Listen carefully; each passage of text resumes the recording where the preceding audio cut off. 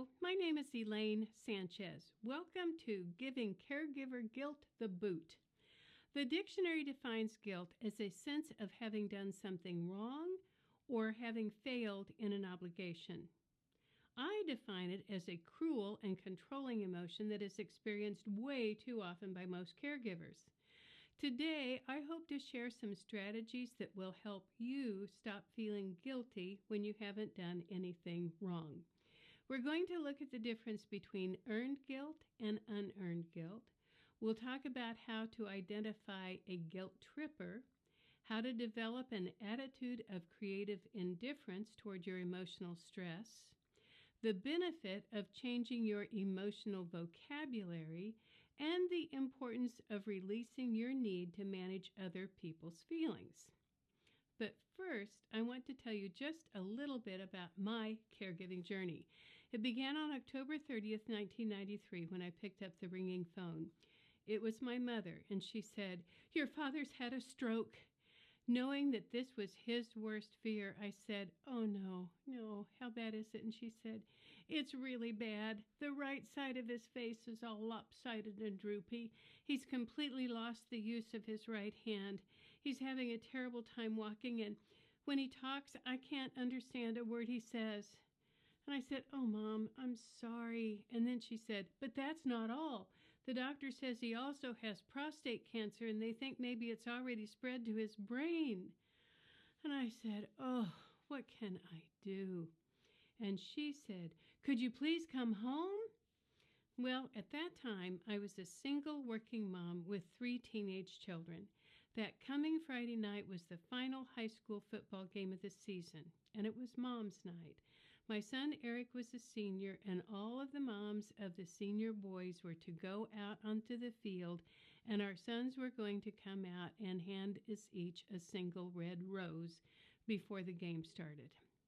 It was also the last time that my son Robert, who was a junior, and Eric would ever play on the same field for the same team on the same night. In addition, we were planning to celebrate my daughter Annie's 15th birthday, and as I thought of all of the reasons that I desperately wanted to stay in Colorado Springs that weekend with my children, I heard myself saying, "Yes, of course. I'll pack tonight and I'll get on the road the first thing in the morning." Now, I tell this story because if you are a caregiver, you understand that you are frequently faced with really difficult choices. And regardless of what decision you make or what you choose, somebody gets cheated. Sometimes it's your spouse or partner. Sometimes it's your family or friends. Sometimes it's your work, and sometimes it's your care receiver. But I think I could safely say that 99.5% of the time, it's you, the caregiver, who gets cheated the most. So today, as we go through this program, I hope to share some strategies that will help you to not feel guilty about the choices or decisions you make that sometimes end up cheating others. I would like to take a moment to introduce you to my parents, Madeline and Quentin Cuban. They met and fell in love in 1939. She was 16, he was 21. The day after Pearl Harbor was bombed, Quentin enlisted in the Army Air Corps, and he was shipped off to McChord Air Force Base in Tacoma, Washington, for training. In the summer of 1942, he wrote to Madeline and proposed. She rushed to town, bought a beautiful new blue dress, and a train ticket to take her from McPherson, Kansas to Tacoma, Washington. Quentin met her at the station, and they were married by the Justice of the Peace the next day. They had a brief and beautiful honeymoon at the Paradise Inn up on Mount Rainier.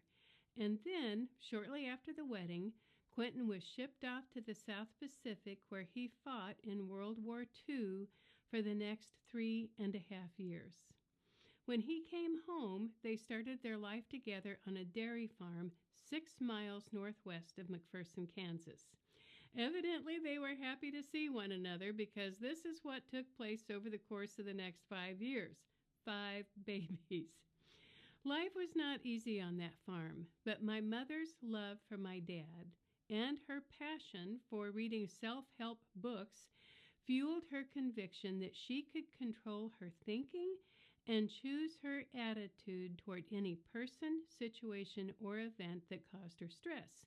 And believe me, raising 4 kids and living on a dairy farm provided her with a lot of opportunities to do just that. Now, I'd like for you to fast forward with me 50 years. This is a photo of Madeline and Quentin on their 50th wedding anniversary. They look pretty good, don't you think? Well, I do, but what you don't see is that Madeline is losing her vision due to macular degeneration. Her back is hunched from osteoporosis. She has a scar that starts at her throat and extends to her breastbone as a result of open heart surgery from which she has not fully recovered. She's not sleeping at night because of her restless leg syndrome, but the thing that is frustrating her beyond everything else is the severe hearing loss that's been brought on as a result of the medication that she's been taking for her heart. And then, 13 months after this photo was taken, Quentin, who appeared to be as healthy and robust as any 75-year-old man on the planet, had a stroke, and she became his caregiver. So over the course of the next 6.5 years, Madeline had to develop some new strategies that would help her deal with her isolation, her loneliness, and the emotional stress of caring for a man who was now very, very different from the husband that she had known and loved for the last 51 years. And one of the ways that she relieved her stress was to go to her wildly cluttered desk and sit down at her word processor and write to me. I saved her letters because, honestly, I didn't expect her to last long, and I knew if I kept her letters, a part of her would always remain with me. In 2004, I was asked to speak at our church on Mother's Day about mother-daughter relationships. So I went out to the garage and I took down a large cardboard moving box that my husband had labeled Letters from Madeline. I found one letter that I wanted to share.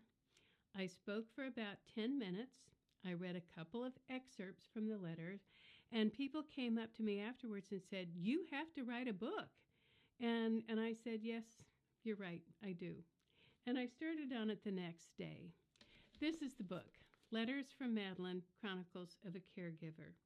And the letter that inspired me to write this book was actually her reaction to this book, Your Erroneous Zones by Dr. Wayne Dyer. Now, I imagine that the morning she wrote this letter, she would have been standing in her kitchen and she would have been wearing her apron, because she always wore her apron. Because if you wear an apron, you don't get your clothes dirty, you don't have to wash them as often, and they don't wear out. And I can imagine that she was standing at her sink, and she would have been washing the dishes and then slamming them into the drainer. And at some point, she would have realized that she had 2 choices. She could either stand there and explode, or she could go to her word processor and she could write to me. So, this is what she had to say.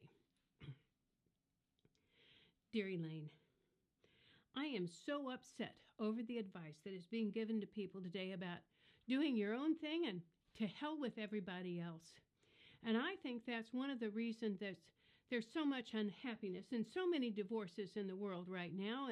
And I think Dr. Wayne Dyer had a lot to do with it when he wrote this book, Your Erroneous Zones.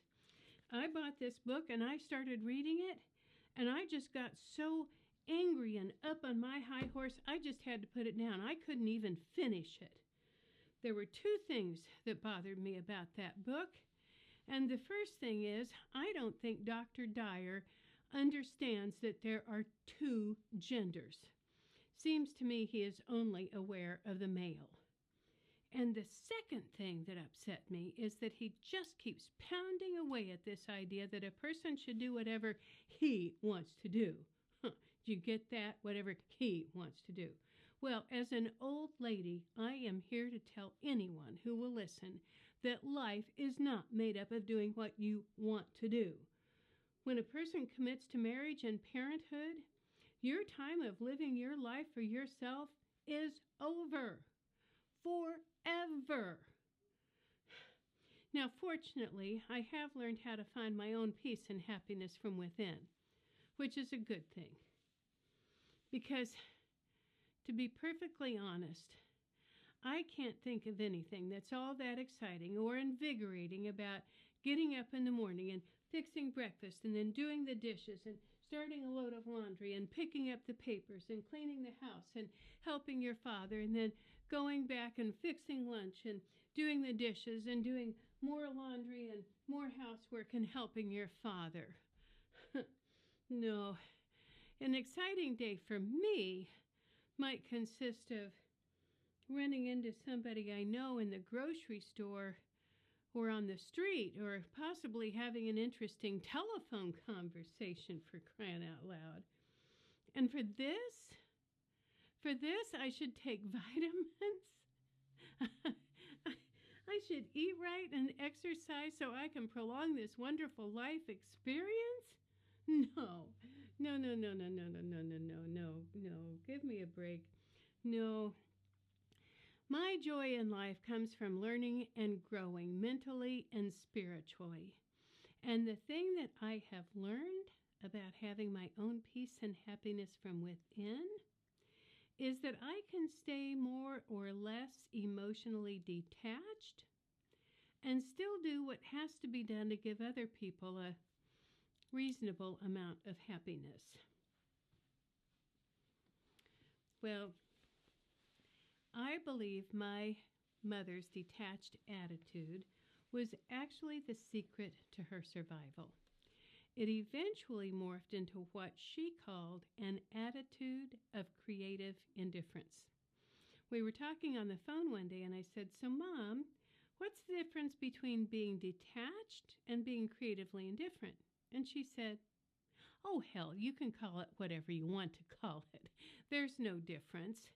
I just think detached sounds a little cold, so I like the term creative indifference better. But what it means is not allowing yourself to become emotionally devastated by the disease or the progression of events." As I was editing my mother's letters into the book, I recognized that she actually had a 3-step process that she went through every time she came up against a person, a situation, or an event that caused her to feel stressed. Now, the first step is to become aware, and there are many ways to do this. You can think about it, you can talk about it, but I think the most effective way is to go to your computer or grab a pad and a pen, detach your emotional monitor, and write about what is happening and how it is impacting you, and especially how you feel about it. Writing it down provides clarity, and it will help your subconscious brain from working on the problem and waking you up every morning at 3 a.m. The second step is acceptance, and this is the hardest thing any of us have to do as caregivers. We have to accept that there are many, many things that we cannot control, fix, or change, including the progression of a disease, the eventual outcome, or the behavior of other people. We have to accept that what we once had is gone. What we had planned for this time of our lives and our hopes for the future are no longer attainable. And this is hard. Now, the third step is action. And there are actually 2 parts to this. If you can identify a problem that has a solution, then yay, that's awesome. Make a plan, execute the plan, fix the problem, and then move on. However, if you are caring for someone who has Alzheimer's, Parkinson's, or some other progressive and degenerative disease, you are going to come up against problems that don't have solutions, things that can't be fixed. In that case, you have 2 choices. You can either obsess about it, you can think about it the first thing in the morning and the last thing at night before you go to bed, and you can let it wake you up at 3 a.m., or you can choose to release your emotional attachment to it. So let's talk about how we can apply these steps of creative indifference toward guilt. Let's start with identifying the difference between earned guilt and unearned guilt. If you intentionally inflict physical or emotional harm on another person, you should feel guilty. If you lie to a friend, cheat someone out of money, or do something that goes against your own moral code, that's a really rotten thing to do. You have earned that guilt. So, you should apologize, make amends, and then do whatever it takes to set it right and don't do it again. Now, unearned guilt is different, and it is the type of guilt that most caregivers experience frequently. Unearned guilt is actually a form of self-harm that comes from accepting the responsibility for solving problems that don't have solutions and for managing someone else's feelings. Now, we've identified two types of guilt, earned guilt and unearned guilt. Let's look now at a couple different types of guilt trippers. You might have someone in your life who uses anger and guilt to make you feel like you have done something wrong or you have failed in something that would have made them happy. These people are really, really good at manipulating you into getting what they want. Your guilt tripper could be a friend, a family member, a spouse, or it could be your care receiver. And your guilt tripper could also be you. If you feel like it is up to you to solve every problem and make everyone else happy, the well of your unearned guilt may become extraordinarily deep, confining, and controlling, and difficult to escape. My mother never, ever intentionally imposed physical or emotional harm on another person, but I want to tell you about a situation that caused her to feel overwhelmed with guilt. In the 5 years following Quentin's first stroke, his prostate cancer spread. He had a heart attack and a few more minor strokes. He wasn't sleeping well, and he often got disoriented and confused about how and where to use the bathroom. He would sit up on the side of the bed, pull down his Depends, and then he would let her rip, and he would wet himself, the bed, and the carpet. And the night before their 56th wedding anniversary, he had done that 3 times. Madeline had changed his Depends, got him into dry pajamas, stripped and remade the bed 3 times. And when she woke up the next morning, she was exhausted, physically, mentally, and emotionally. She knew that there was going to be a very special service at church that Sunday. There were going to be former members and ministers, there would be special music, and she was fairly certain that there would be a cake for she and Quentin after the service. But she simply did not have the energy to get him ready.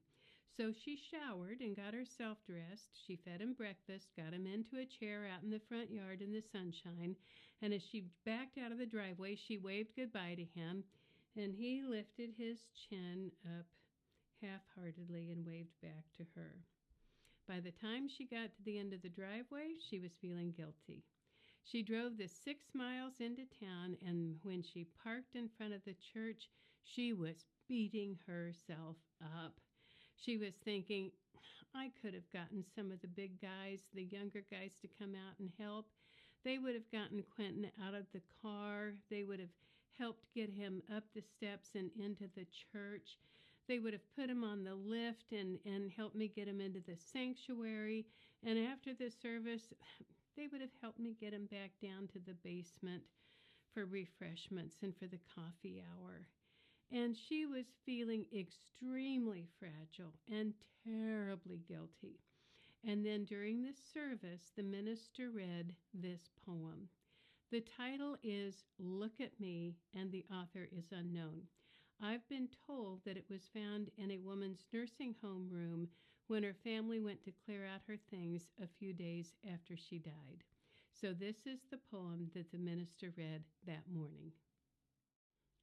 Look at me. What do you see, nurses? What do you see? What are you thinking when you're looking at me? A crabby old woman, not very wise, uncertain of habit, with faraway eyes, who dribbles her food and makes no reply when you say in a loud voice, "Oh, I do wish you'd try," who seems not to notice the things that you do and is forever losing a stocking or shoe, who, resisting or not, lets you do as you will, with bathing and feeding the long day to fill. Is that what you're thinking? Is that what you see? Then open your eyes, nurse. You're not looking at me. I'll tell you who I am as I sit here so still, as I use at your bidding, as I eat at your will.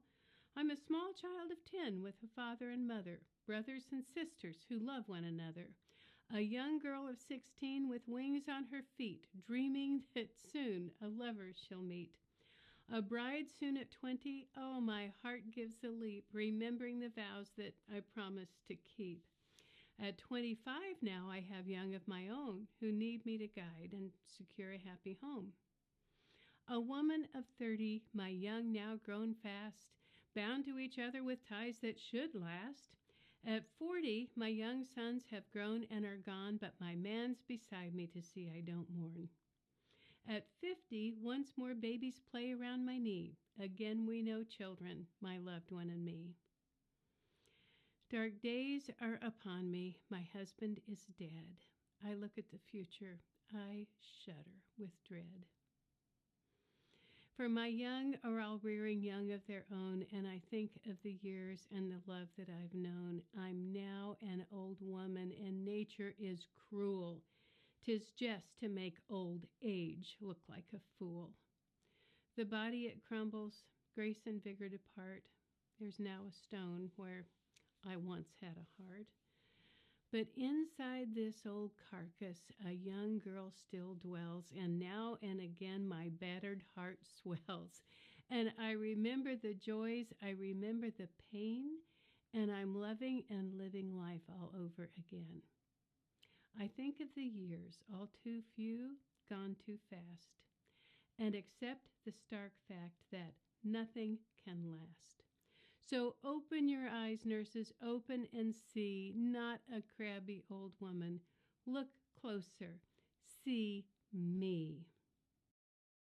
Well, as you can imagine, Madeline was feeling so sad and so guilty, and she was so fragile, and it took all of her might to hold back her tears.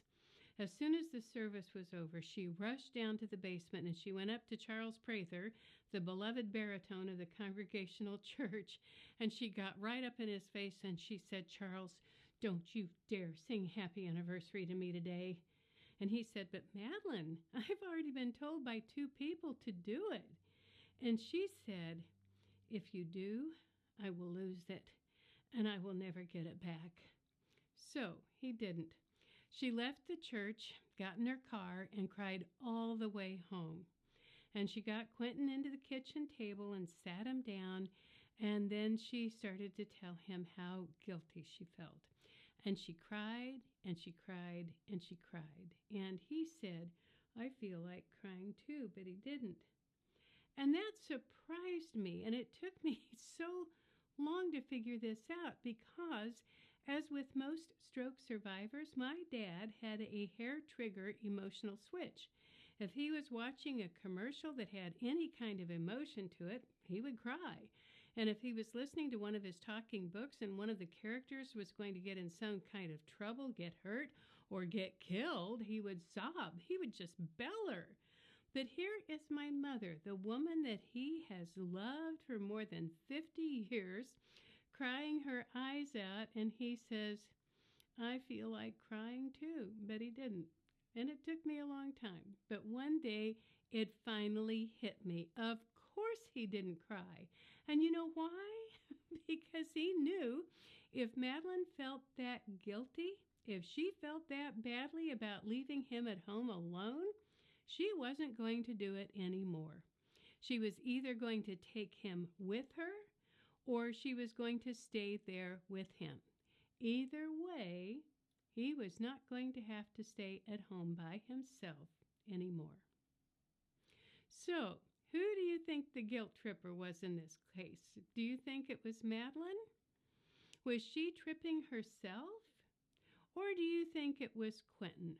Well, Was he intentionally guilt-tripping her? Well, to be quite honest with you, I think it was both. My dad was not the kind of man who would get angry, rage, or yell to make my mother or any of us kids do what he wanted to do, what he wanted us to do. But he could just get so sad. And he would drop his chin down to his chest, and he wouldn't want to eat or drink or do anything because he was just so sad. And my mother couldn't stand for him to be sad, so she would jump through hoops and do just about anything he wanted to cheer him up. Now, I believe my parents had a very, very happy marriage. They loved one another, and things always seemed to work out for both of them. But in my opinion, most of the time, I think it worked out a little bit better for Quentin than Madeline. Now, I would like for you to do a little test with me to see if you are perhaps dealing with a guilt tripper. Let's say something happens to you that will take your time and attention away from them. You twist your ankle, you get the flu, something happens to a friend or a family member and they need your help. Is there concern for you? Do they say, "Oh, are you okay? Is there anything I can do to help you? How can I support you through this?" Or do they think, "Oh man, this is going to be so inconvenient for me"? Well, if they only think about themselves rather than thinking about you, chances are quite good that you are dealing with a guilt tripper. And you might say, "Well, why would somebody do that? Why would they intentionally make me feel badly about myself?" And the answer is simple. They do it because guilt works. It gets them what they want. And the thing that you need to know about a guilt tripper is that they will never, ever, ever change. You will never be able to do enough, to be enough, or give enough to satisfy a guilt tripper. They will keep piling it on until you are absolutely, completely depleted and exhausted. They will never think of you before they think of themselves. So if you are tired of jumping through hoops and feeling guilty when you haven't done anything wrong, it will be up to you to say, "Stop it. I am not doing this anymore." Yes, I do know this is a hard habit to break. And I want you to know that I am an incredibly lucky woman. I have been married to a saint of a man since 1996. Alex Sanchez is the best man I have ever known, and I know how lucky I am because before I married Alex, I was married to a raging alcoholic and an accomplished guilt tripper for 19 years. One day I decided I couldn't do this any longer. I could not wait for my children to graduate from high school. I had to end this marriage. So I made an appointment with a counselor. I went into her office and she said, "What would you like to accomplish today?" And I said, "How much time do we have?" And she said, 50 minutes. And I said, okay, great. So what I would like to do in the next 50 minutes is have you tell me how I can get a divorce and make it okay for my soon-to-be ex-husband and my 3 teenage children. And she said, okay. So I took a deep breath and I started telling her how I expected each one of them would react, how it would impact them, how they would feel, and yada, yada, yada, yada, yada. And then I looked at my watch and I said, "Oh my goodness, we are almost out of time. We had 5 minutes left." And she said, "Yes, we are. And you know what? I'm just going to give you one piece of advice." And I said, "Okay, bring it on. I am ready." She said, "I want you to get in your own shoes and stay in them." And I said, I don't think I understand." And she said, "Obviously, you are so wrapped up in everybody else's needs, wants, and feelings that you have no idea where your own begin or end. So I want you to get in your shoes and stay in them, and I want you to allow your husband and your 3 children to stand in theirs." And I said, "Is that possible? can I really do that? And she said, yes, you can. And then I said, but he's going to get so angry. And she shrugged and said, let him. Let him stand in his shoes. It is not your responsibility to manage his feelings or make everything okay for him. He's a grown man. His feelings are his responsibility. I was like, wow, this is really radical. And it truly was a revolutionary new way of thinking for me. Now, I would like to show you how applying the 3 steps of creative indifference might help you stop feeling guilty when you haven't done anything wrong. Again, the first step is to become aware. So let's start small. I would like for you to think about one person, situation, or event that made you feel guilty, and just put that right here at the front of your mind. Now, my hope is that by the time we have finished this exercise, you will be able to release your feelings of guilt about this one thing. Okay? Okay.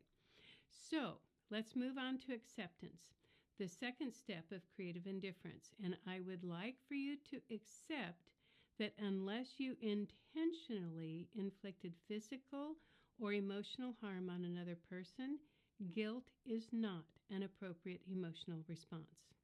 Now, the third step is action. And I am going to ask you to change your emotional vocabulary. I want you to replace the word guilt with the word regret.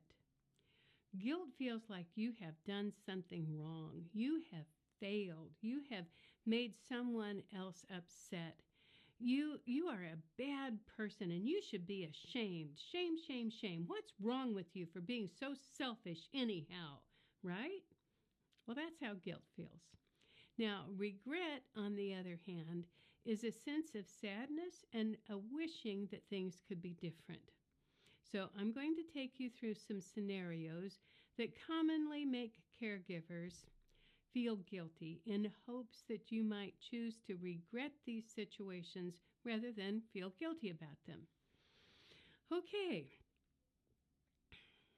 I regret that I run out of energy and I simply do not have the physical or emotional strength to do everything that I need to do or want to do for my care receiver. I regret that there are times when I lose my temper and I say things that I really wish I could take back. I regret that I resent the amount of money it takes to provide for their care, and often when something is recommended, I think of the financial impact before I think of the benefit to my care receiver. I regret that I am well and they're not, and that there's nothing I can do to make them better. I regret that our relationship has changed and that we have lost that special connection that we used to share. I regret that I don't enjoy spending time with them any longer. I regret that I have made a lot of promises that I have already broken, and there are many more that I won't be able to keep in the future. I regret that I had to put my care receiver into long-term care, and I regret that no matter how badly they want to come home, how much they beg and plead for it, I cannot give in. And I regret that there are moments when I wish they would just die and get it over with. Yikes, that's a tough one, isn't it? And now I would like for you to embrace this thought. I regret a lot of things, but I don't do guilt anymore. Now I would like for you to take a good long look at yourself in the mirror and think about all of the good, kind, generous, and loving things you do for your care receiver. And then I would like for you to think about how you would feel if someone were doing these things for you. I suspect you would be grateful. Then if you decide you are tired of feeling guilty and you don't want to do this any longer, you will need to summon up your courage because you are going to need it. Your guilt trippers are not going to like it. They will pull every trick they know out of their bag of emotional manipulations to pull you back into line, and it could get pretty intense.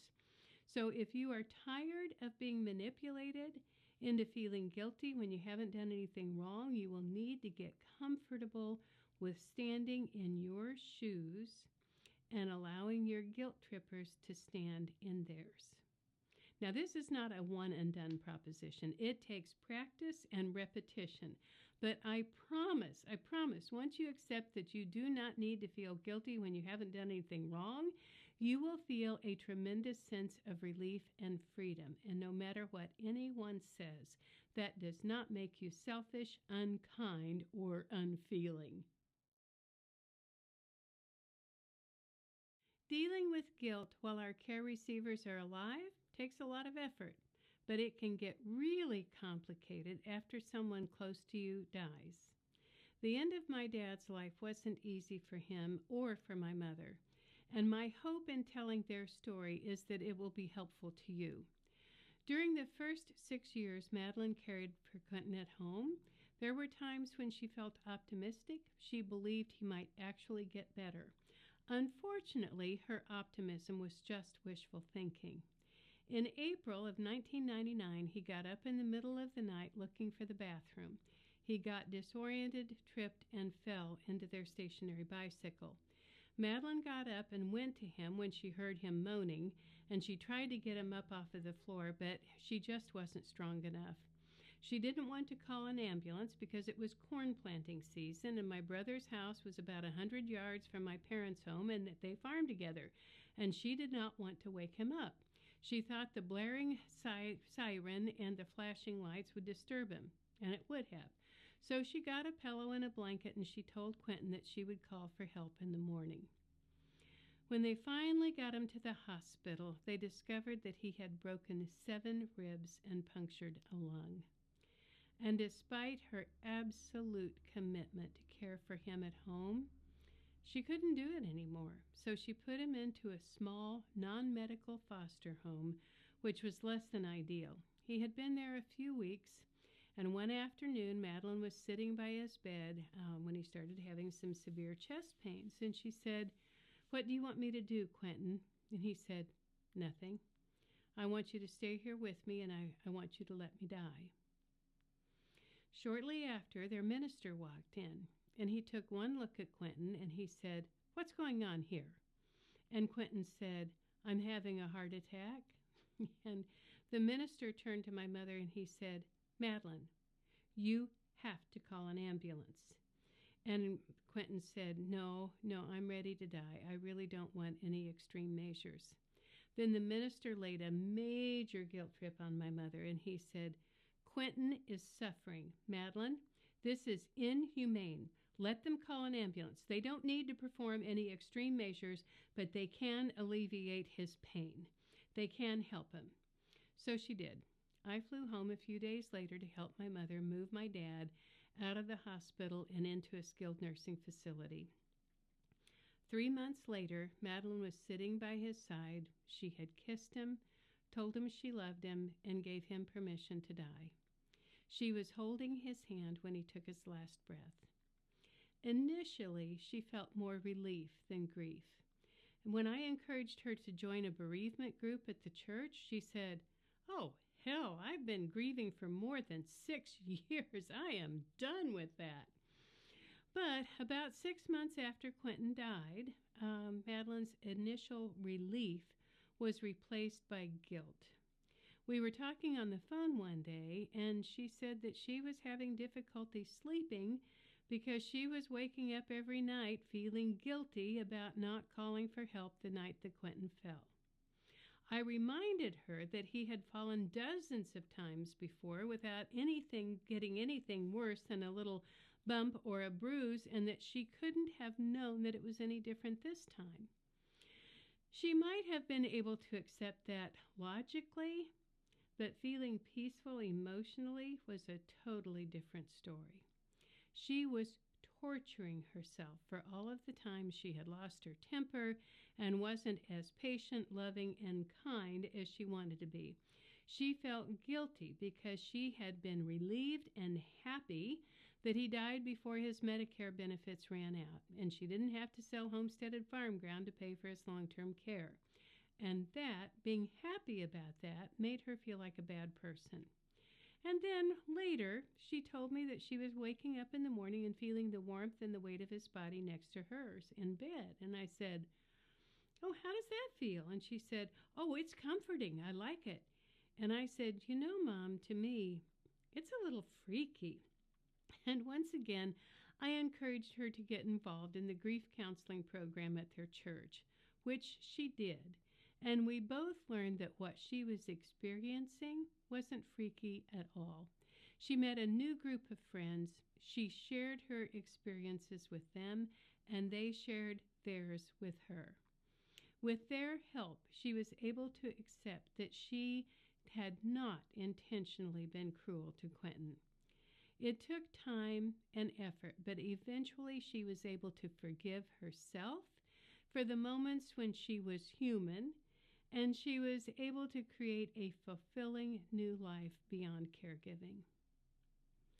As a caregiver, you will experience a lot of incredibly difficult emotions, including anger, fear, frustration, fatigue, guilt, depression, and grief.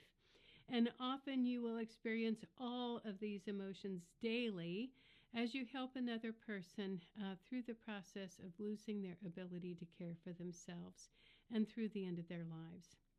It's important to know that you are not a bad person for having these feelings. You are human. You will not handle every situation perfectly. You will do and say things that you wish you could take back and do differently. And when that happens, cut yourself a lot of slack. Apologize when it's appropriate. Forgive yourself quickly. And then stand up for yourself and refuse to feel guilty when you haven't done anything wrong. I believe when you can give unearned guilt a good firm boot out of your heart and mind, then it may be time to throw a party, because it certainly will be an accomplishment that is worth celebrating.